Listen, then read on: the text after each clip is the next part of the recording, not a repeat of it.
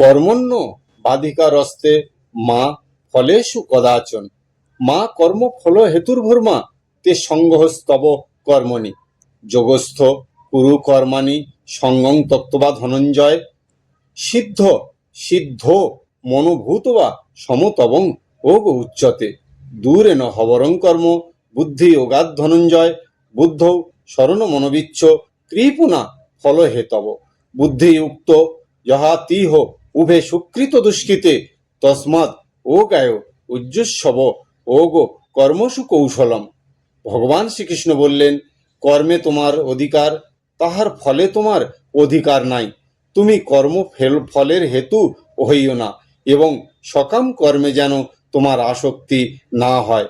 হে ধনঞ্জয়, তুমি সঙ্গ ত্যাগপূর্বক সিদ্ধি এবং অসিদ্ধিকে সমান ভাবিয়া যোগস্থ হইয়া কর্ম করো।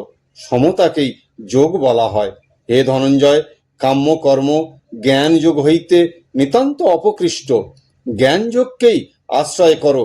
ফলার্থীগণ কৃপণ অর্থাৎ দীন বুদ্ধিযুক্ত ব্যক্তি ইহকালেই সুকৃত এবং দুষ্কৃত উভয়কেই ত্যাগ করেন। অতএব তুমি কর্মযোগের জন্য যত্নবান হও। কর্মানুষ্ঠানের কৌশলই যোগ।